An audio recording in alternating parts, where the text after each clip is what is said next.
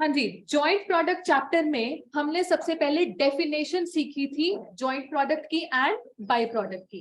पहले आप मुझे बाय प्रोडक्ट की डेफिनेशन बताएंगे, what do we mean by a by product? जो कि जिसकी बनाने की इंटेंशन नहीं होती, तो जब एक बाय प्रोडक्ट बनकर निकलता है इसके साथ साथ एक मेन प्रोडक्ट बनकर आता है, राइट है जी। तो मेन प्रोडक्ट को बनाने की इंटेंशन है, बाय प्रोडक्ट को बनाने की इंटेंशन नहीं होती।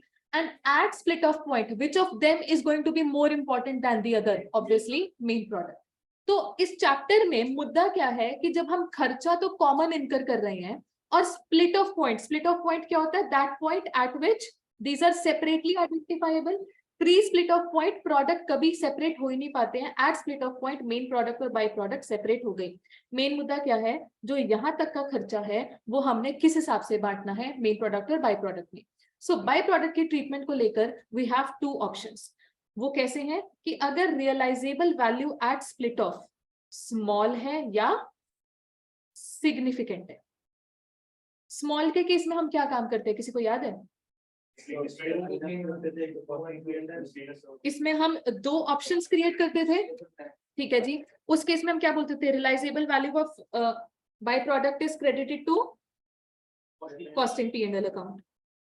और इस केस में, दूसरे केस में, दूसरे ऑप्शन में realisable value is credited to process account. अच्छा, इसका इंपैक्ट क्या होगा? अगर कॉस्टिंग P&L में चला गया फिर तो प्रोसेस अकाउंट की डेबिट में जितना जॉइंट कॉस्ट है सारा का सारा एलोकेट हो जाता है मेन प्रोडक्ट को। और इस केस में अगर प्रोसेस अकाउंट के डेबिट में ही खर्चे हैं, क्रेडिट में बाय प्रोडक्ट की रियलाइजेबल वैल्यू आ गई, यानी कि हम नेट जॉइंट कॉस्ट पर आ जाते हैं जी, और नेट जॉइंट कॉस्ट चली जाती है मेन प्रोडक्ट। यानी कि in both of these cases ultimately by product को जॉइंट कॉस्ट का कोई भी शेयर नहीं जा रहा है। रिकॉल हो गई है ये चीज? ये कब होता है? जब हम बाय प्रोडक्ट को भी जॉइंट कॉस्ट का शेयर बांट रहे हैं। कब होता है? कब होता है? जब हम जॉइंट कॉस्ट का शेयर भी बाय प्रोडक्ट को बांट रहे हैं, जब सिग्निफिकेंट होता है। इन सच अ केस हम बोलते हैं नाम तो मेन प्रोडक्ट बाय प्रोडक्ट हो गया बट ट्रीटमेंट इनकी हो गई जॉइंट प्रोडक्ट जैसी। So in such a case joint cost is allocated to main product as well as byproduct also using some methods. अब वो मेथड्स क्या भी हम वो रिकॉल कर लेंगे जी, but treated like a joint product only. अच्छा, what if realisable value at split off in the first place is not available? मतलब byproduct split off point पर बिकने वाली हालत में ही नहीं है, यानी कि स्प्लिट ऑफ पर नहीं बिकता, तो क्या होगी इसकी further processing. In such a case हमको इसकी सिग्निफिकेंस स्मॉल या सिग्निफिकेंट वाली तो स्प्लिट ऑफ पर ही देखनी है। So if sale value at split off is not available then what is the next best thing which is available at split off? उसको हम बोलते हैं NRV. Now how NRV is calculated? Final sales value minus profit if available. If it is not available तब भी आगे continue कर सकते हो, सेलिंग एक्सपेंसेस माइनस करने हैं, फर्दर प्रोसेसिंग कॉस्ट, ये आ गई आपकी NRV। ठीक है जी। अगर ये स्मॉल है, ये सिग्निफिकेंट है, उसके हिसाब से डिसीजन ले लिया जाएगा, ट्रीटमेंट उसके हिसाब से हो जाएगी।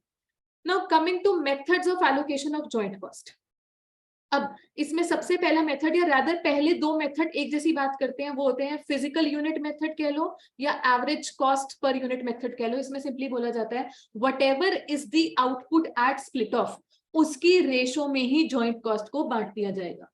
ये मेथड कब अप्लाई करना है? जब क्वेश्चन अपनी तरफ से बोले या लास्ट टू लास्ट कोई मजबूरी आ जाती है हमारे सामने, अदरवाइज अपनी मर्जी से ये मेथड कभी भी अप्लाई नहीं करना, बिकॉज इस मेथड के हिसाब से जिसकी क्वांटिटी ज्यादा है उसकी स्प्लिट ऑफ का सिग्निफिकेंस भी ज्यादा है, जो कि हमेशा ट्रू होल्ड नहीं करता। फिर उसके बाद आपने एक, आपके पास गिवन है बुक्स में सर्वे मेथड, पॉइंट्स मेथड या टेक्निकल एस्टिमेट्स मेथड, जिसमें क्वेश्चन ही आपको बता के चलेगा 30% प्रोडक्ट ए को बांट दो, 70% प्रोडक्ट बी को बांट दो। आई थिंक एग्जामिनेशन क्वेश्चन भी था ऐसा शायद, I am not sure about it. ठीक है।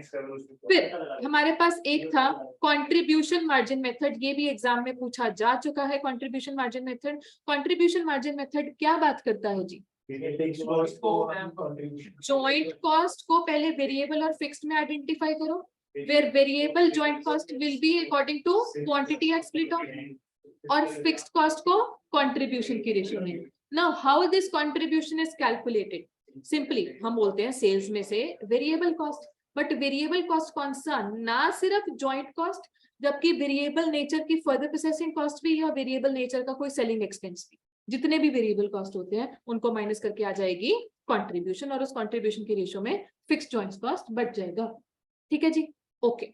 फिर हमने बात की थी कि एक और मेथड होता है सिंपली, जिसको हम बोलते हैं sales value at split off method.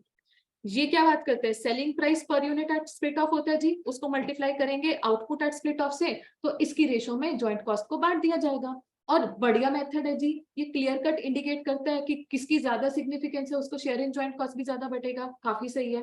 But what if this method is failing, क्यों फेल करेगा, जब sale value at split off किसी भी एक भी प्रोडक्ट की गायब होगी तो ये मेथड फेल कर जाएगा। Then what is the next best method after this, NRV.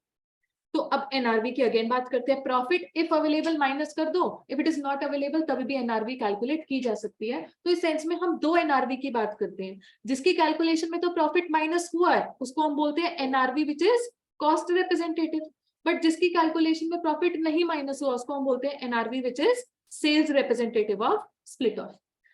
Now ये तो मेथड्स थे। Now what if question is silent while applying the methods, कि क्वेश्चन आपसे ही पूछ रहे हैं, मेथड अपनी मर्जी से लगा लो। डिसीजन पॉइंट क्या रहता है, इज प्रॉफिट अवेलेबल, अगर प्रॉफिट अवेलेबल है तो एनआरवी कौन से वाला, कॉस्ट रिप्रेजेंटेटिव वाला। अगर प्रॉफिट का डेटा नहीं है तो sales value at split off, अगर ये अवेलेबल है ऑल की, ऑल, तो sales value at split off ही लग जाएगा। अगर एक की भी गायब होगी then again NRV which is sales representative. ये सभी को क्लियर है मेथड एप्लीकेशन, राइट जी। अब जब भी हम जॉइंट कॉस्ट बांटते हैं कुछ बातों का ध्यान रखना होता है। Main and most important is joint cost allocation हमेशा रहेगी क्वांटिटी प्रोड्यूस्ड के लिए, बट वही क्वेश्चन जो कि आपसे स्टेटमेंट ऑफ प्रॉफिट भी मांग रहा है और उस क्वेश्चन में क्वांटिटी प्रोड्यूस्ड और क्वांटिटी सोल्ड अलग अलग है, स्टेटमेंट ऑफ प्रॉफिट हमेशा बनती है क्वांटिटी सोल्ड के, राइट है जी। और एक और चीज जो कि हमने क्वेश्चन करते वक्त ही सीखी है, असली में भले ही प्रोडक्ट फर्दर प्रोसेस हो रहा है या नहीं हो रहा है, method of joint cost allocation का इस चीज से कोई लेना देना नहीं होता। ये हमने काफी क्वेश्चन में बात देख ली, फर्दर प्रोसेसिंग कर लो या ना कर लो, जॉइंट कॉस्ट एलोकेशन जैसी होनी है जिस भी मेथड से होनी है उसका कोई लेना देना नहीं है इस डिसीजन से। जहां हम डिसीजन की बात कर रहे हैं वेदर टू प्रोसेस फर्दर और नॉट, डिसीजन लेने के दो तरीके हैं जी। या तो आप दोनों सिचुएशन में स्टेटमेंट ऑफ प्रॉफिट बना लो कि प्रॉफिट एट स्प्लिट ऑफ को कंपेयर कर लो प्रॉफिट आफ्टर फर्दर प्रोसेसिंग के साथ, जहां पर प्रॉफिट बेटर आ रहा है वो डिसीजन ले लिया जाएगा। बट अगर हमने स्टेटमेंट ऑफ प्रॉफिट का कष्ट अवॉइड करना है, क्वेश्चन भी नहीं बोल रहा कि स्टेटमेंट ऑफ प्रॉफिट बनाओ, वो आपसे सिर्फ डिसीजन मांग रहा है, उस केस में हमारे पास क्या वर्क करती है, इंक्रीमेंटल अप्रोच। इंक्रीमेंटल अप्रोच क्या बोलती है कि आप incremental revenue after further processing calculate करेंगे। Simply it is sale value after further processing minus sale value at split off। फिर आप इंक्रीमेंटल कॉस्ट रखेंगे ऑफ फर्दर प्रोसेसिंग, तो इसमें फर्दर प्रोसेसिंग कॉस्ट तो आई जाती है, फर्दर प्रोसेसिंग कॉस्ट के साथ साथ और क्या आता है, डिफरेंशियल सेलिंग एक्सपेंसेस। चाहे ये पॉजिटिव सेंस में डिफरेंशियल है चाहे नेगेटिव सेंस में डिफरेंशियल है, चाहे सेविंग्स इन सेलिंग एक्सपेंसेस है या जो भी है, इनको कंपेयर करके आपके पास आ गया incremental profit on further processing. If it is positive further process कर लो, इफ इट इज नेगेटिव तो सेल एट स्प्लिट ऑफ कर लो। और जब भी ये डिसीजन लिया जाता है, चाहे हम वो प्रॉफिट कंपेयर करके ले रहे हैं चाहे इंक्रीमेंटल अप्रोच से ले रहे हैं, this decision should always be taken according to quantity produced. और इस डिसीजन को जब लेना है तो हम ये नहीं सोचते जॉइंट कॉस्ट बट गया कि नहीं बट गया, या बटे तो किस मेथड के हिसाब से बटे। जैसे एक एग्जामिनेशन क्वेश्चन था which was not even asking you for joint cost allocation, it was not asking you for statement of profit, it was straight away asking you for decision। तो वहां पे सिंपली 5 नंबर का वो question आया था, आपको simply incremental approach लगानी थी और फटाफट आपका क्वेश्चन सॉल्व हो जाता। 21 था जो बुक में, ठीक है जी, राइट, ओके।